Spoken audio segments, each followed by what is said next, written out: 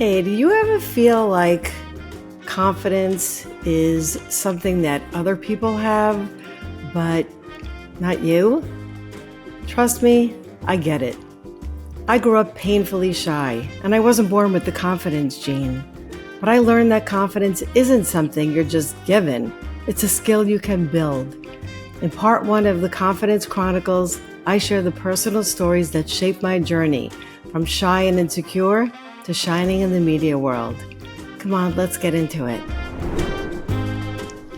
Well, hey there. Welcome to Media Savvy, the podcast that gives you a behind-the-scenes look at what it takes to get noticed by media and become the go-to expert that they keep coming back to. I'll be sitting down with successful writers, producers, and entrepreneurs to learn the tools and tactics they use to build their reputation and in turn boost their business. I'm your host, Bonnie Taub-Dix, and I've been working with top-tier media outlets for more than 30 years, anywhere from traditional print publications to online and social platforms. And I'm sharing my nutrition guidance without gimmicks. But you don't have to be a dietitian for this podcast to speak to you. Through my one-to-one conversations, you'll learn how to build a strategy to get your name in the news and establish yourself as an authority in your field, no matter what the industry.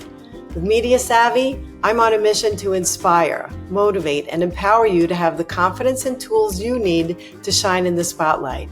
Are you ready? Let's get Media Savvy. Hey there, media makers.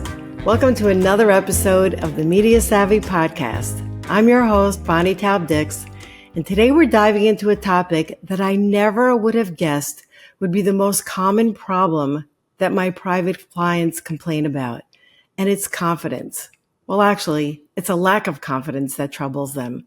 And I'm talking about professionals who have multiple degrees in their areas of expertise. And what's so sad is that they don't think they're capable of getting out there to share their expertise with others. In fact, they don't even give themselves the titles of experts. If this problem sounds familiar to you or someone you know, then pull up a chair or take me on a walk with you, and let's talk about building confidence and silencing that self-doubt.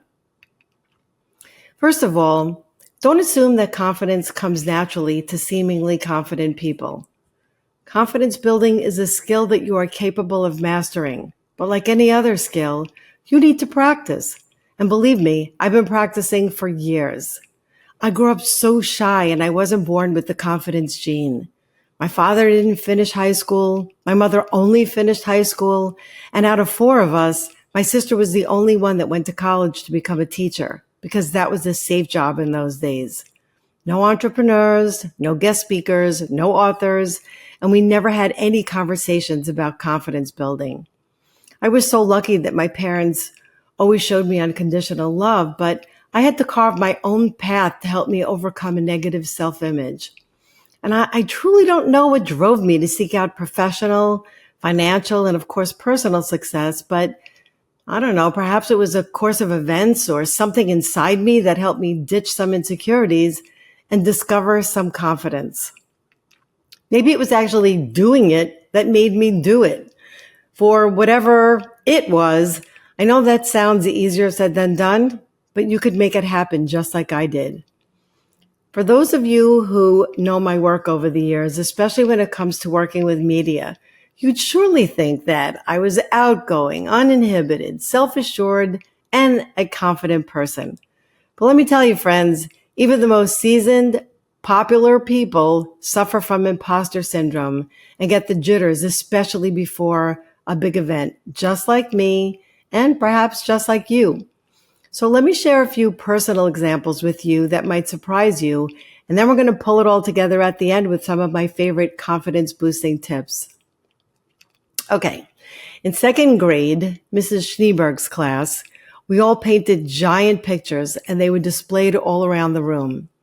The principal came in to observe our work that day, and she walked right over to my picture and said, "Whoever did this picture is going to be a fine artist someday." I asked myself, why would she point to my work? I never would have called myself an artist.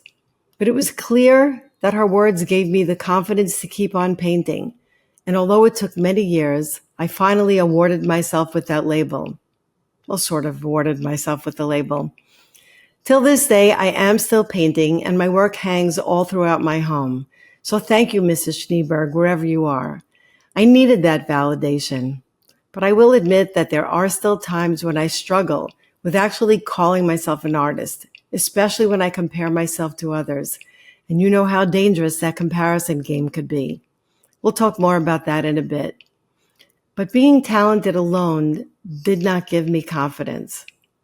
And throughout school, being the center of attention was never a goal of mine, even though now I'll admit I do love that sometimes.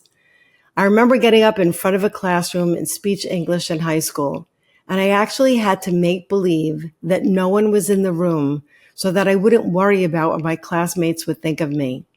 I never would have dreamed that someday I'd be called a guest speaker or ever have the confidence to be on TV. And yes, you know, if you work with media, that you cannot ignore your audience. In fact, just the opposite of true. You need to know who you're talking to so that you know how to relate to them and how they could relate to you. But being a speaker doesn't mean you're confident. And let me share a secret with you, just one more example. This was about having a lack of confidence that you'd be surprised about. I was once hired to be the talent in front of an audience of journalists for a brand that I was working with. And the brand wanted me to cut an avocado to show that 1/3 of an avocado was a portion size. I was really nervous about this because basically I'm a kitchen klutz. I'm always burning myself, cutting myself, those kinds of accidents that happen at home.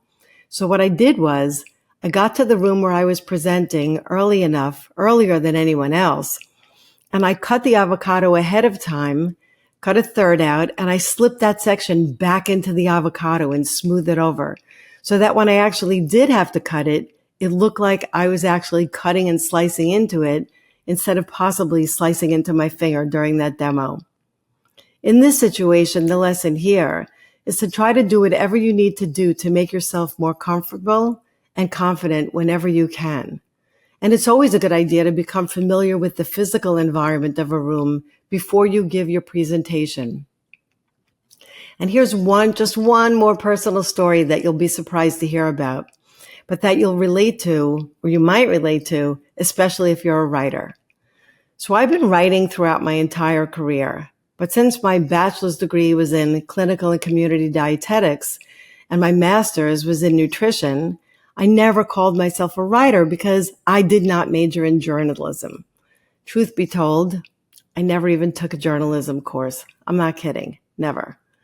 It actually wasn't until I had 3 major writing jobs as a columnist for Newsday, USA Today, and Everyday Health that I sort of called myself a writer. And even then, every time I handed in a story, I thought my editors would have a million edits for me to correct because after all, I was not a journalism major.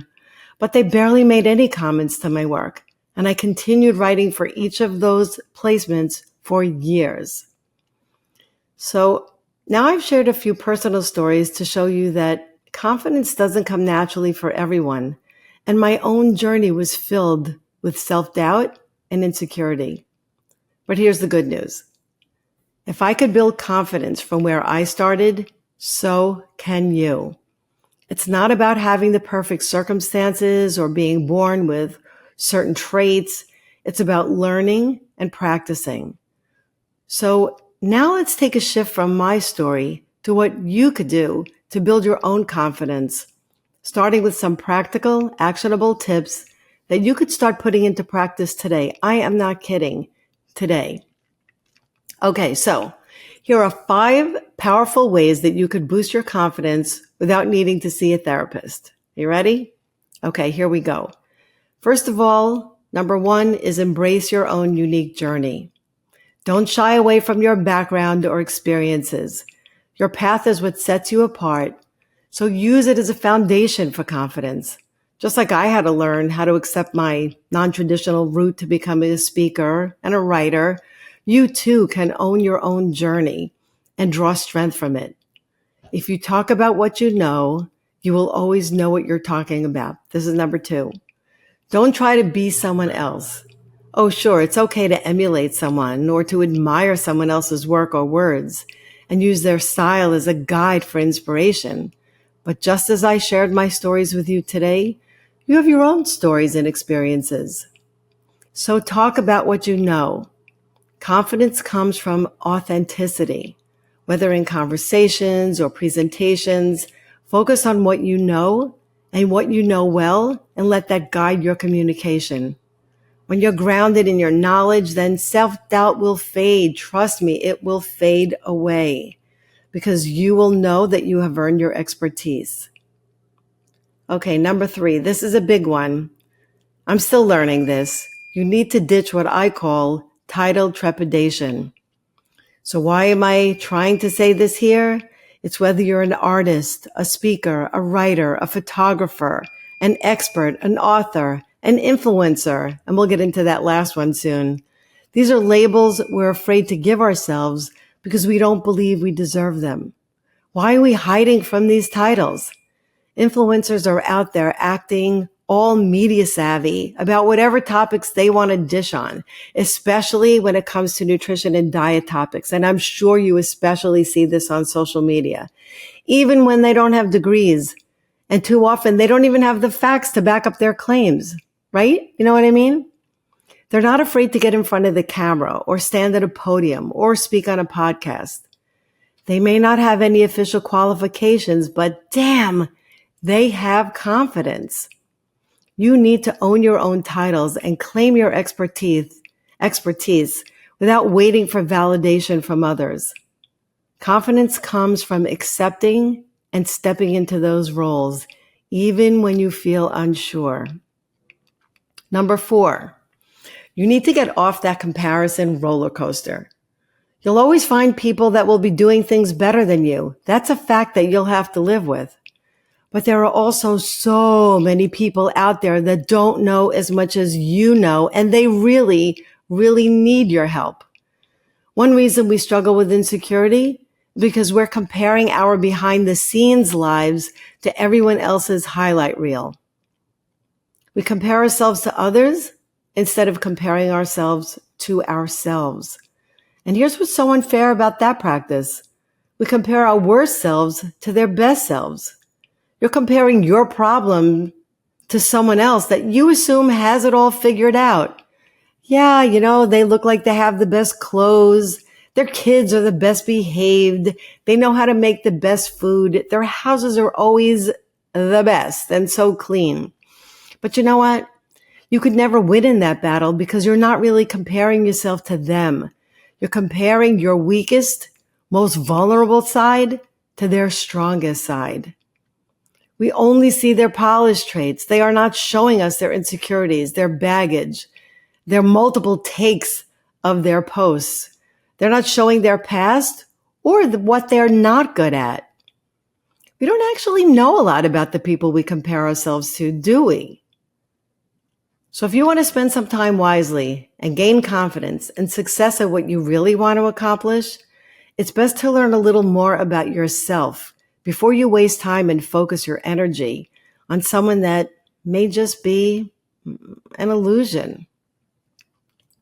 And I know there's lots of competition out there these days, lots of unqualified influencers, and I'm doing air quotes for that one. They're playing in our playgrounds, taking on our roles that you could be taking, working with brands that you could be making money from, and reaching people that use your credible advice. Instead, they're using scare tactics and they're using misinformation.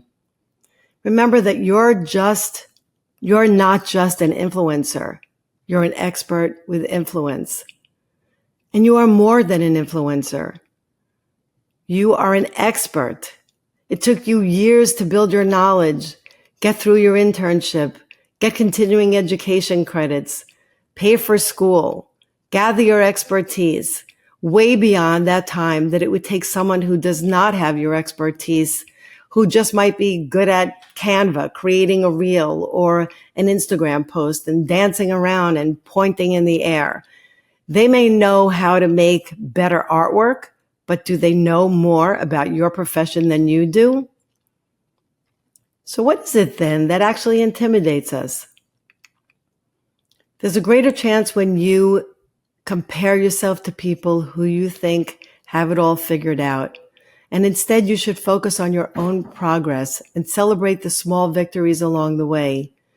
Don't wait for perfection because that only leads to procrastination instead of progress. Okay, and here's number 5. One important key to success is self-confidence.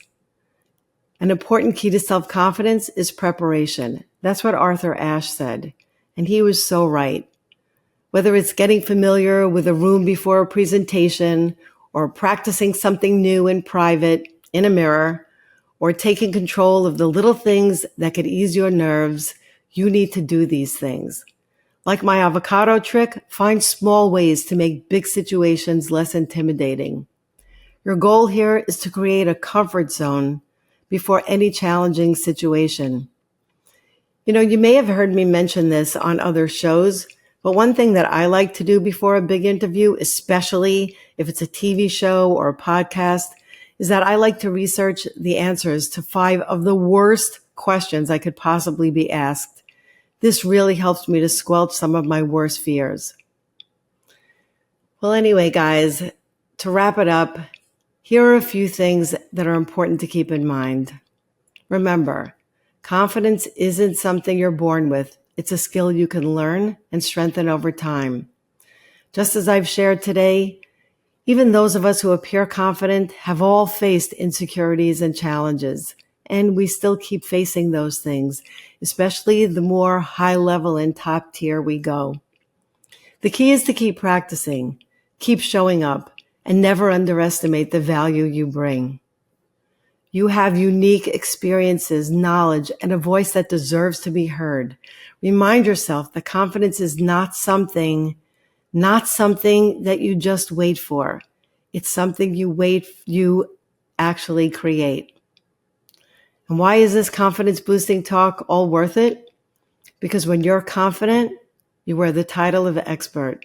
You speak with authority and credibility, and people will notice you and respect you and rely on you for your sage advice. And best of all, guess what? Confidence is contagious. Once you catch it, you'll get it back over and over again. And trust me, it feels good. So as always, just to wrap it up, thank you so much for joining me today. If you found this episode helpful, be sure to subscribe to my show, leave a review, and share it with someone who could use a little confidence boost. I'd love that. And I'm sure they'd love that too. Stay tuned for the next episode in this series, where we'll dive even deeper into building confidence for specific situations, like public speaking, media appearances, whatever. We need confidence throughout our lives, even when talking to family members, You've got this. I'm rooting for you. And by the way, you're looking mighty media savvy today. Okay, I'm Bonnie signing off. Can't wait till you listen to my next episode. Bye.